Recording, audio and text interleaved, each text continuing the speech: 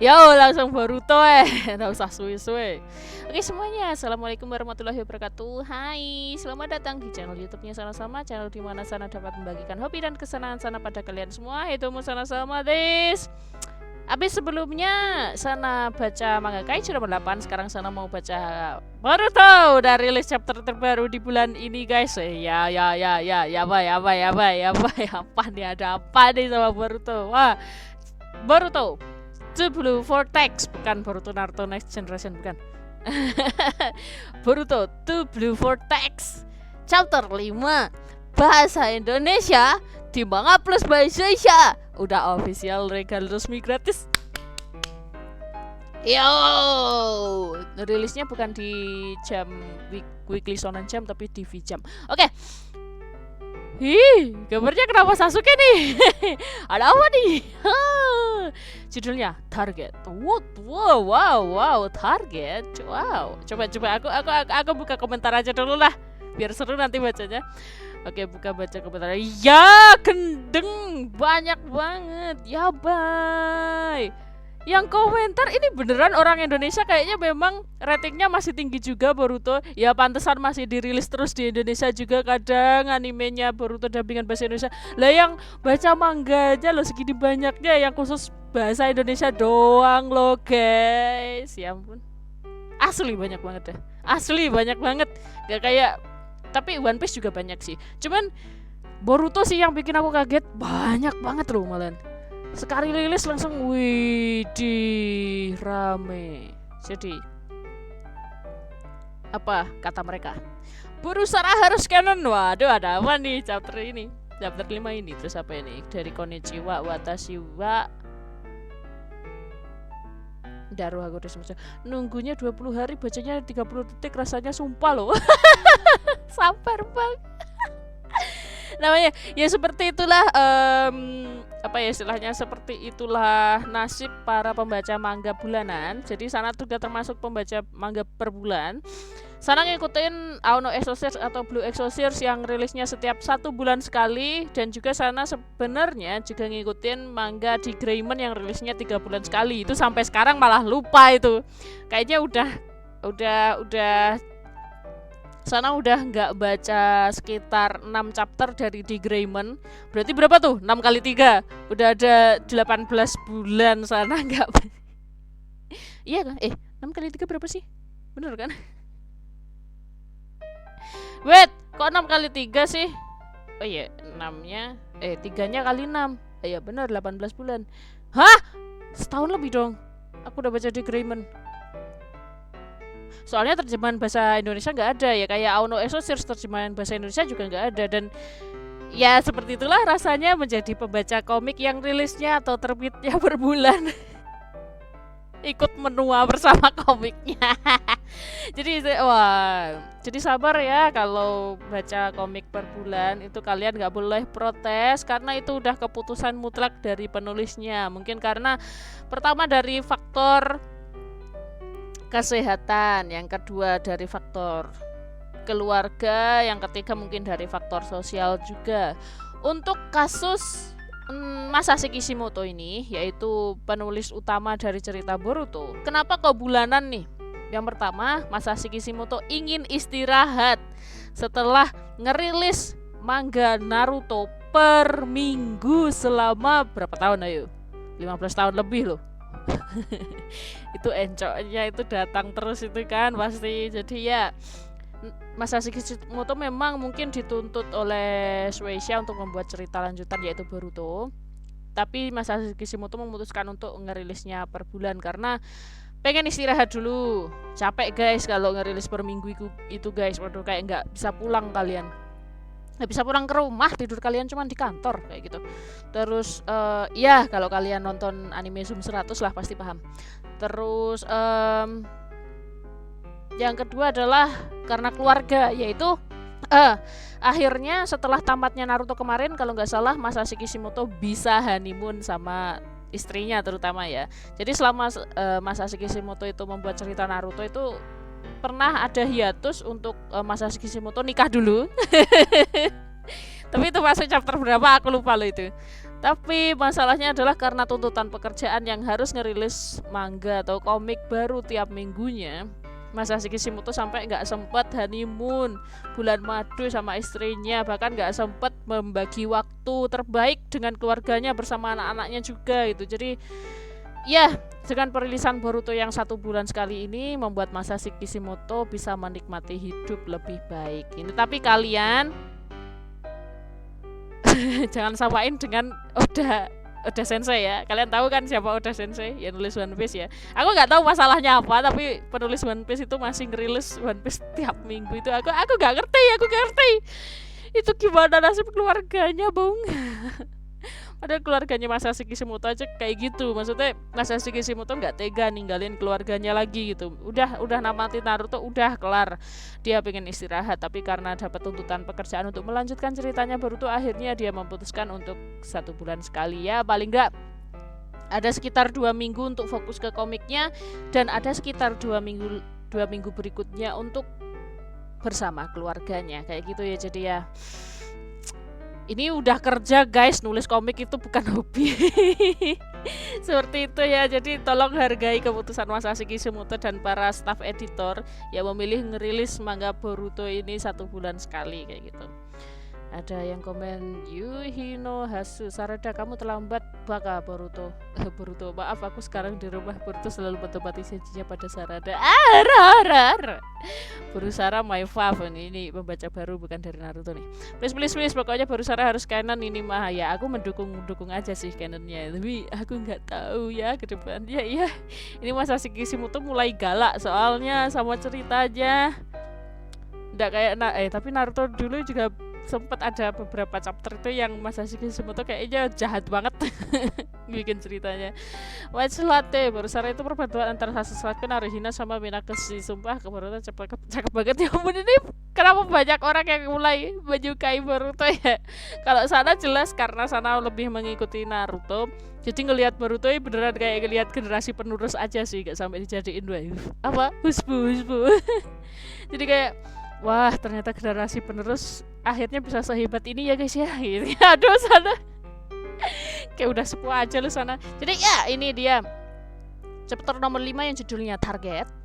Halaman pertamanya berwarna kayak gini. Meski dirinya sendiri meragukannya, dia tetap memilih percaya. Weh, siapa nih yang ragu nih? Weh, ini desain aku selalu merasa agak aneh ketika menggunakan jubah kayak gini. Desain antara dagu, leher, dan pundak itu rasanya kayak kejauhan gak sih? Kayak jadi gak tinggi gitu Sasuke-nya tuh. Tapi entahlah pokoknya, atau mungkin karena kerah dari jubahnya ini terlalu tinggi makanya jadi gak kurang proporsional. Tapi ya terserah yang gambar ya. Yang gambar masalahnya bukan Masashi Kishimoto. Yang art di sini Mikio Ikimoto. Masashi Kishimoto dari bagian kreator, supervisor sekaligus story-nya yang gambar Mikio Ikimoto. Jadi ya semangat buat Mikio Ikimoto untuk lebih memproporsikan hasil gambarnya. Ini sebenarnya pedangnya panjang, harusnya sampai sini aja kelihatan nongol sedikit gitu, bagus. Jubahnya agak diangkat sedikit biar pedangnya ke belakang lebih panjang, juga bagus. Pedangnya Sasuke itu sebenarnya panjang sih, tapi sana hanya sebagai pengamat karena hobi, bukan pengamat profesional untuk pekerjaan. Jadi ya semangat bukan buat Mikio Ikimoto untuk gambar-gambar Boruto-nya ya, Mikio Ikimoto-san. Oke.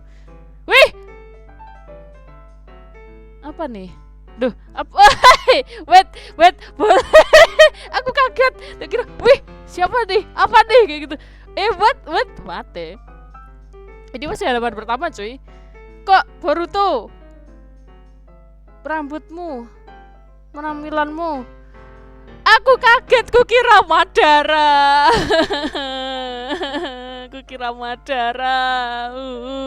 Ternyata Boruto. Woi, rambut gondrongmu Boruto tolong dikondisikan. Ini posisi lagi latihan berpedang ya, buat ngemotongin semua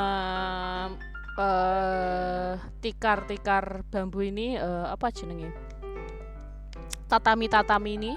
Jadi tidak lupa dan tidak boleh kita lupakan adalah jasa dari para penerjemah, yaitu saya tak kisah.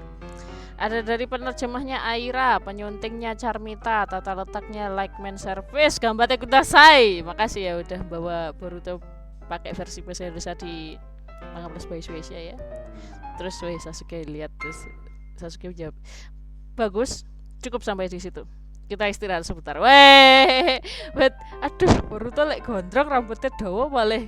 Kau tuh udah di sini warnanya putih bukan kuning, jadi aku lihatnya aku kira Madara. Sial, meskipun Madara rambutnya hitam ya, tapi ya itu pokoknya. Oke, masuk ke halaman berikutnya. Seperti biasa kalau Sana baca komik, Sana selalu nutup layarnya pakai filter. Jadi Sana cuma bisa nampilin halaman pertama sama halaman terakhir dari komiknya ya. Kalau kalian pengen lihat secara keseluruhan dan secara jelasnya, langsung aja menuju ke Manga Plus by Shueisha. Linknya Sana taruh di description box. Oke. Tahu kan description box atau itu apa? Kotak deskripsi yang ada di bawah video ya sayang. Oke. Oh, Boruto bilang apa? Paman Sasuke. Ah bukan, guru. Woi. Bagaimana Uchiha Ryu punyaku? Apa Uchiha Ryu? Aku sudah menguasainya dengan sempurna kan? Uchiha Ryu, teknik berpedangnya kah atau gimana? Ya bisa dibilang hampir semua teknik dan teknik aliran yang kumiliki sudah kuajarkan padamu selama 1 tahun ini. Oh Uchiha Ryu, teknik berpedang aliran Uchiha Ryu. Wete, keren banget Sasuke. Gitu. Baru tuh kaget loh. Tunggu dulu guru, jangan bercanda begitu dong. Aku cuma terbawa suasana sedikit kok. Mulai sekarang pun tolong latih aku dengan keras ya.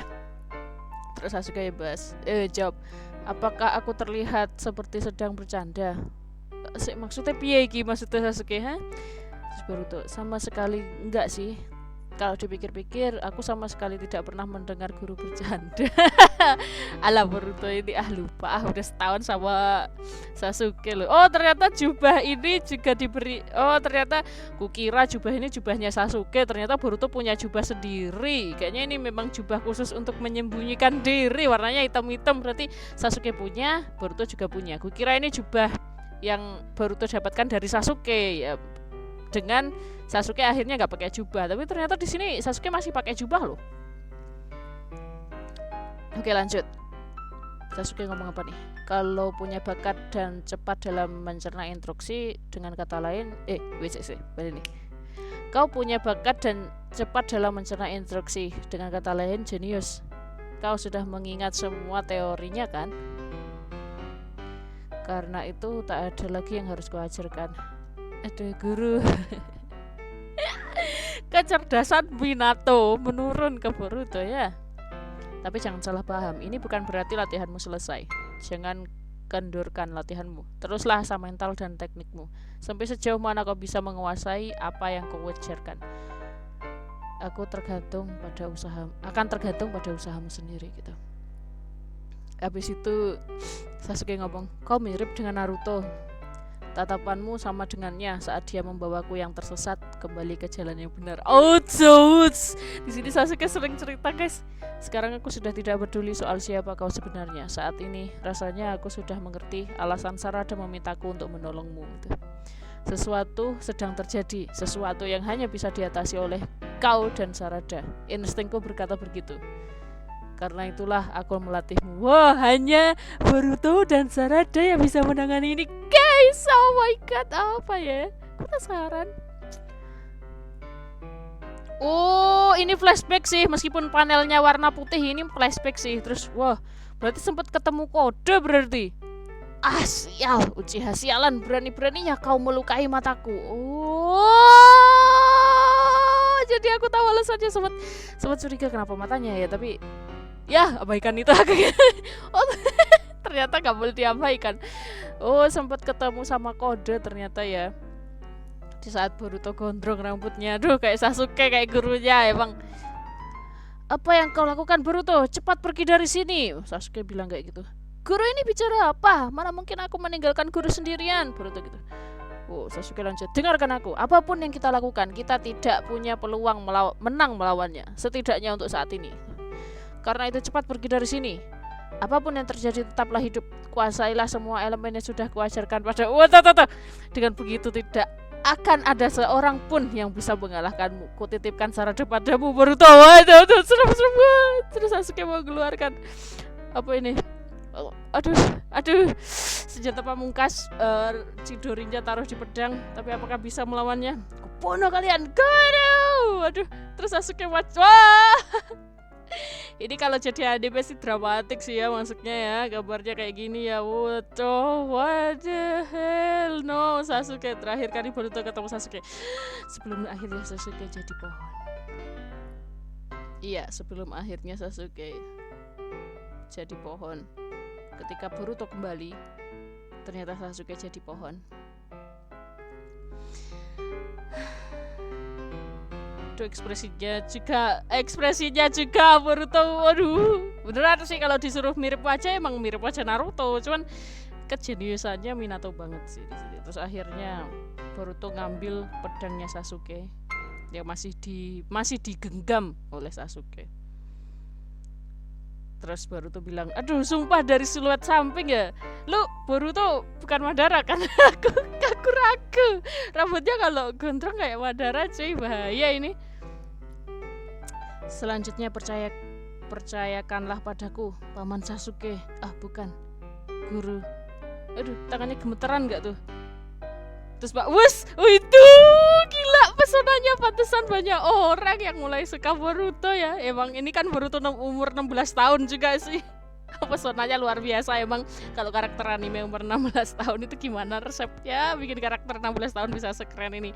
Abis gondrong, potongan langsung dari samping cuy. Ih, Boruto. Wah, ini wah. Ngeri. Next. Konohamaru sebelah sini. Hei, apa kalian baik-baik aja? No, temannya Konohamaru. Oh! Oke, sekarang masuk akal sih. Oke. Temannya Konohamaru yang cewek yang pernah satu tim itu siapa namanya? Siapa sih yang rambutnya selalu dikucir dua ke atas itu? Aku lupa. Ternyata jadi pohon.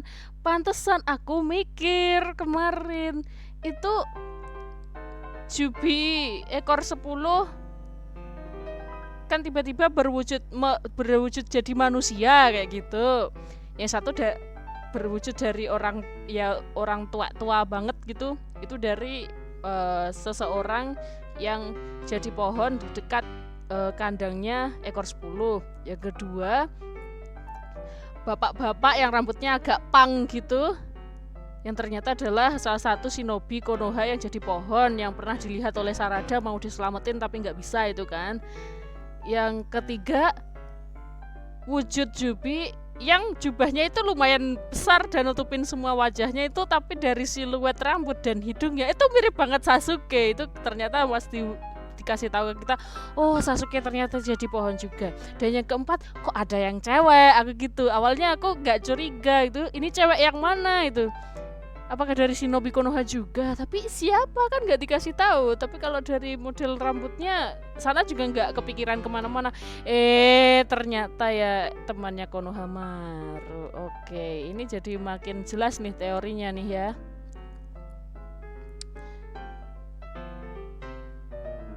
Katanya dia melindungi ibu dan anak yang terlambat melarikan diri. Oh iya, namanya Moegi. Ya, temannya Konohamaru namanya Moegi. Kasihan Moegi. Terus Jojo, aku takkan memaafkan Kode dan juga Jubi. Edojin, sudah jelas kan? Aku juga sama. Terus Konohamaru, Moegi masih hidup. Kita pasti akan menemukan cara untuk menyelamatkannya. Iya. Loh, lah, oh iya kan? Wah, kaget aku.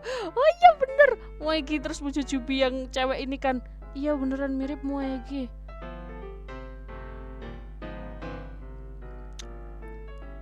Sial, emang ini konsepnya udah lumayan berbahaya ya Masashi Kishimoto buat jadi cerita.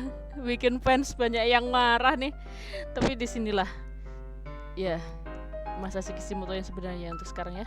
Aku merasakan amarah serta kesedihan yang mendalam dari anak-anak Inoshikacho dan juga Konohamaru Sarutobi gitu. Aduh, ini teori apa lagi ini? Itu membuktikan bahwa kepekaanmu terstimulasi meskipun secara biologis kita ini satu tubuh.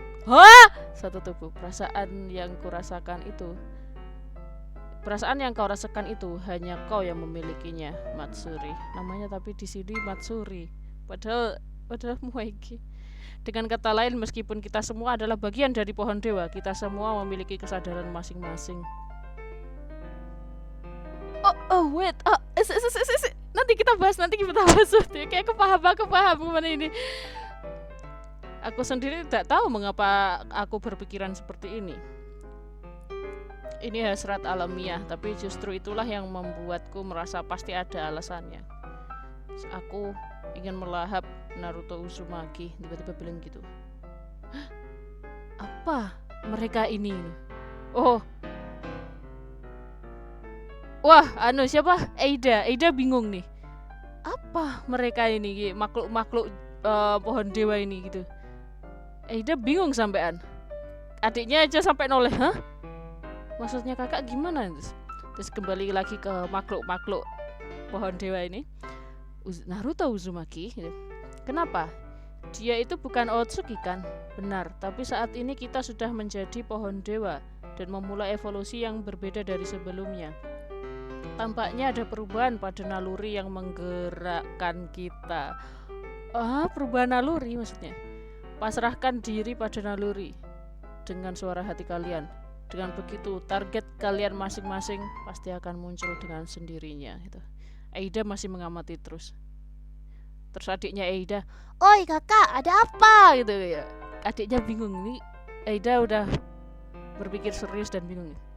Terus ini si pohon dewa cewek ini mengikuti naluri ya. Yang langsung terbayang adalah laki-laki itu sih. Rasanya aku ingin melahap Konohamaru Sarutobi pengen dimakan sama Moegi yang di sini namanya Mitsuri. Pilihan bagus Mitsuri. Aku bisa merasakan identitas dalam dirimu. Jira. Yang jubahnya paling besar sendiri kayak Sasuke. Jira. Hanya ada satu pertanyaan yang terngiang di kepalaku. Sebenarnya kita ini makhluk apa? Terus Jira jawab, wajar kau mempertanyakan itu, tapi kau tak perlu khawatir. Itu hanya efek samping yang disebabkan oleh berkembangnya ego. Jangan terlalu dipikirkan, ada sial. Yang terpenting adalah mencapai tujuan kita. Naluri akan memberitahu siapa yang akan menjadi targetmu. Itulah yang akan menjadi identitasmu. Hidari, jenenge yang kayak Sasuke namanya Hidari. Loh. Kayaknya dari nama-nama ini mengisyaratkan suatu hal deh kalau dibahasain ke bahasa Indonesia. Hidari. Kalau menurutku ya, ini sebelum buka ke panel berikutnya, halaman berikutnya. Hidari bakalan menargetkan Boruto. Pasti akan memakan Boruto. Ini sepertinya dilihat dari bagaimana karakter-karakter ini memiliki tingkat respect yang tinggi terhadap seseorang, memiliki tingkat rasa cinta terhadap seseorang, atau memiliki tingkat rasa kehormatan kepada seseorang. Kayak yang rambutnya kayak manusia pang ini memilih untuk memakan Uzumaki Naruto, karena kalau dilihat dari riwayatnya dia sebagai shinobi Konoha, dia sangat menghormati Uzumaki Naruto.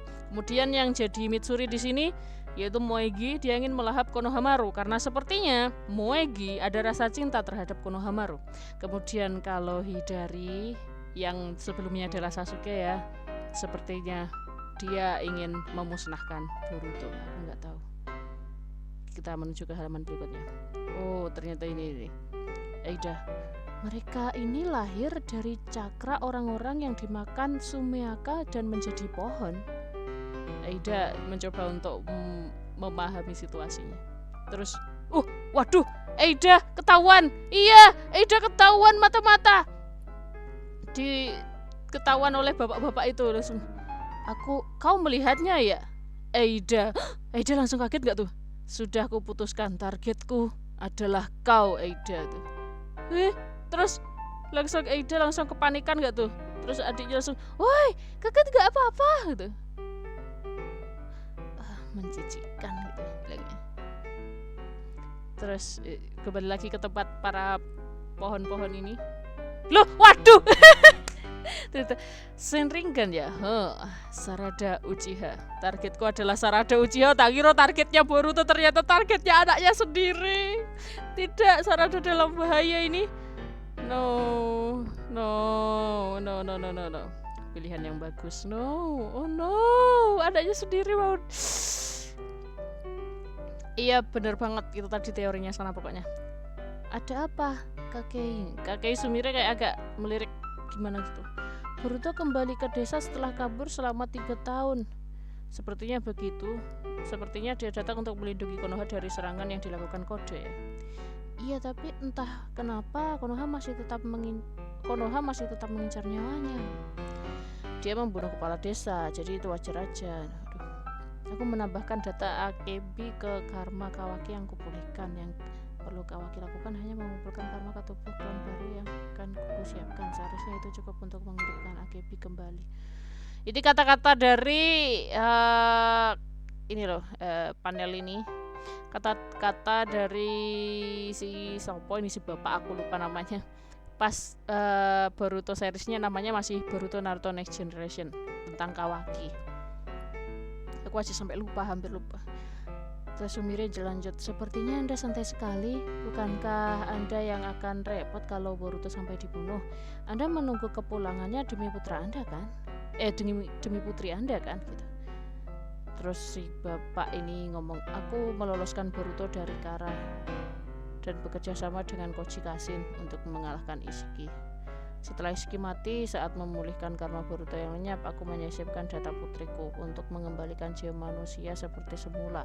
Satu-satunya cara adalah reinkarnasi dengan karma. Karena itulah aku membutuhkan Boruto. Kau ingin bilang begitu kan, Kakei?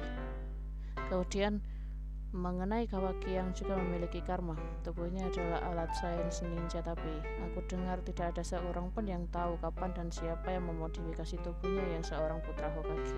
Namun faktanya terlihat sangat jelas bagiku bahwa yang memodifikasi tubuh itu adalah aku. Jadi di sini masalah nama Boruto sama Kawaki dan posisinya yang berubah ya. Kalian jangan bingung. Terus Sumire, bagaimana Anda bisa tahu soal itu? Gitu. Terus bapak tua ini lanjut ngomong, karena ada hal yang hanya mungkin dilakukan olehku. Tanda yang menunjukkan kalau itu adalah hasil kerjaku terlihat di sana sini. Sama halnya dengan seniman, ilmuwan juga punya kebiasaan meninggalkan tanda kepemilikan pada hasil karya mereka. Begitu juga dengan karma. Dengan sekali lihat, aku bisa tahu apakah itu karma yang aku pulihkan atau bukan. Karma spesial yang kusisipkan data AKB, entah bagaimana caranya, bisa ada pada Kawaki. Ada banyak hal yang berbeda dengan apa yang aku ingat, tapi karena bukti fisik ada di depan mata, berarti jawabannya sudah jelas. Menurut dugaanku, sebagian isi ingatanku telah diubah. Hanya ini kemungkinan yang terpikirkan olehku, apalagi ingatan itu tak lebih dari ilusi yang samar. Bagiku yang seorang ilmuwan, fakta dari bukti fisik adalah segalanya. Entah siapa yang melakukannya, tapi yang bisa kusimpulkan adalah yang terpenting bagiku hanyalah karma untuk putriku, dan saat ini orang yang memilikinya bukan Boruto tapi Kawaki. Oh, dan video itu CCTV itu juga didengarkan oleh si Sai.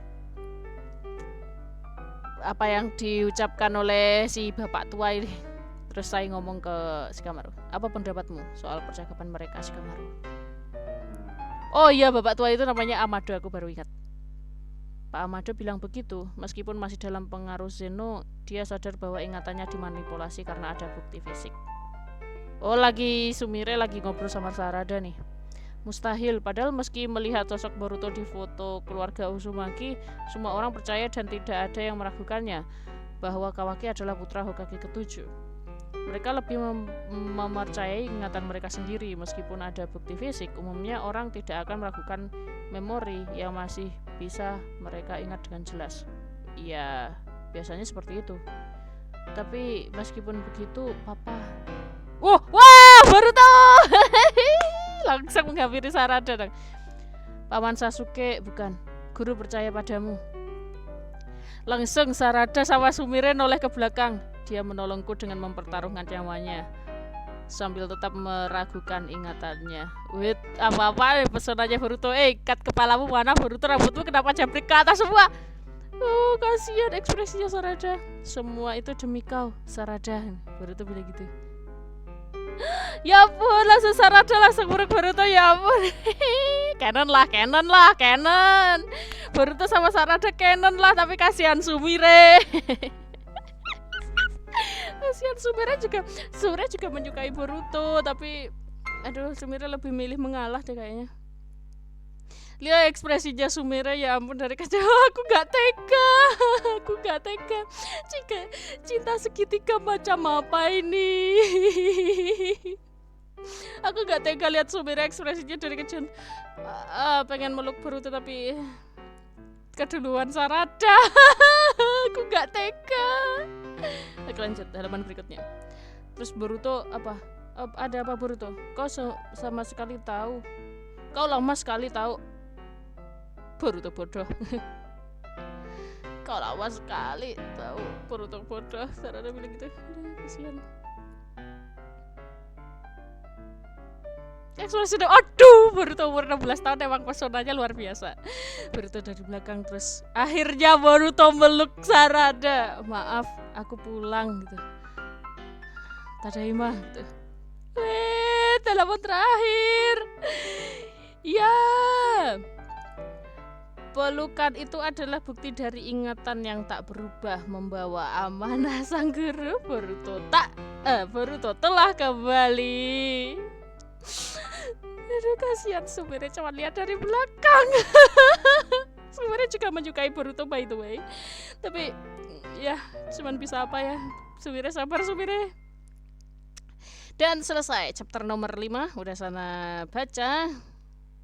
Di sini tentang beberapa hal dan fakta yang masih perlu dikuak ya di sini ya. Jadi belum fokus ke pertarungan lagi dan tentang apa yang terjadi. Jadi kalau masalah teori nih kita bahas teori. Jadi tentang monster-monster atau manusia yang muncul dari pohon dewa gitu ya, dari Jubi ya. Bahkan Eida pun juga mengamatinya. Jadi selama ini kita tahu tentang hal itu karena Eida mengamatinya. Ya, sana tadi juga udah menjelaskan kalau target mereka, makanya judulnya target. Jadi targetnya berganti, bukan ke Boruto atau ke Kawaki, tapi target tiap pribadi atau tiap individu yang terlahir dari pohon dewa itu tadi, yang menyerap cakra dan wujud dari orang-orang yang ada di dunia nyata. Jadi yang udah terserang oleh pohon-pohon itulah, monster-monster kadal pohon itulah pokoknya. Kukira awalnya yang jadi Sasuke, yang di situ namanya Hidari, nargetin Boruto karena rasa respeknya dia. Ternyata bukan. Aku melenceng. Aku melupakan satu hal. Targetnya adalah Sarada. Ini bahaya banget nih.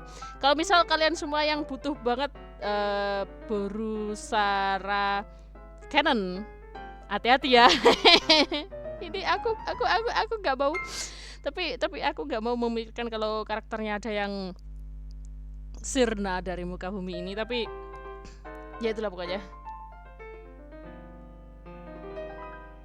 Semoga Sarada aman, Boruto aman ya. Tokoh utama kita jangan ada sesuatu yang berbahaya lah kayak gitu. Terus tentang itu tadi, si Amado mempertanyakan tentang ingatannya tapi tetap kekeh memilih untuk percaya ke ingatannya. Padahal secara nyata bukti fisik telah memberikan informasi kepadanya kalau ingatannya sedang dimanipulasi. Ya meskipun informasi itu juga udah diketahui juga sama si Shikamaru dan Sai juga ya, tapi mereka pun kayaknya masih ragu kalau memang apa yang dikatakan Amado itu benar, kalau ingatan kita jangan-jangan masih dimanipulasi kayak gitu. Terus Eida, keberadaan Eida yang menjadi mata-mata dari dunia lain istilahnya kayak gitu ya, diketahui oleh orang-orang yang ada di, ya orang-orang yang lahir dari Jubi itu tadi ya, sampai akhirnya yang paling tua itu tadi bilang oke, Eida, kau akhirnya tahu kan, jadi targetku adalah kau Eida kayak gitu.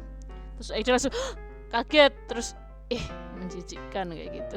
Ditargetin orang tua-tua kayak gitu ya gitu.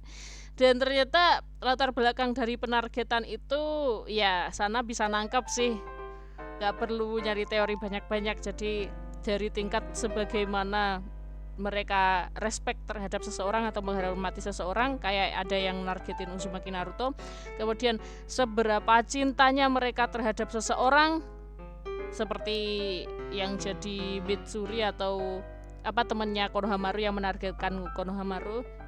Terus kemudian seberapa sayangnya terhadap seseorang, kayak Sasuke yang menargetkan Sarada. Kemudian ya itu tadi si tua-tua itu menargetkan Eida gitu.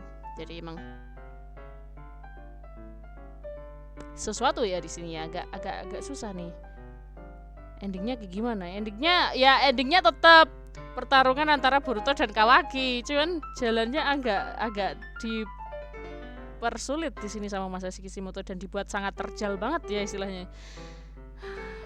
Kayaknya beneran deh lebih gelap daripada ceritanya Naruto deh. Demi ya inilah emosi Masashi Kishimoto guys, buat kalian yang suka ngehujat cerita Boruto, akhirnya dapat emosinya Masashi Kishimoto. Wes gak pandang bulu lagi dah istilahnya. Jadi ya itu aja reaction dari sana, teorinya. Kemudian untuk episode depan nggak bisa, kayaknya sana nggak ada bayangan untuk episode depan. Kalau yang Kaiju nomor 8 yang sana reaction sebelumnya itu, sana ada bayangan untuk chapter depannya kayak gimana. Tapi untuk Boruto ini nggak ada bayangan aku.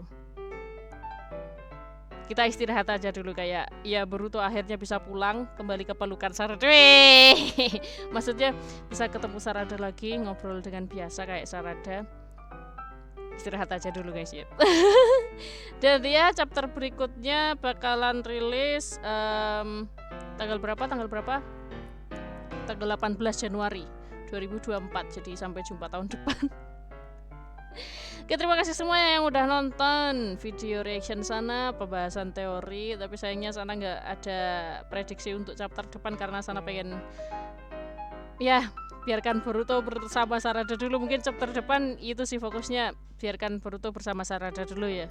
Mungkin Boruto bakalan cerita juga, tapi ya nggak tahu, takutnya nanti malah menyakiti hati Sarada gitu loh.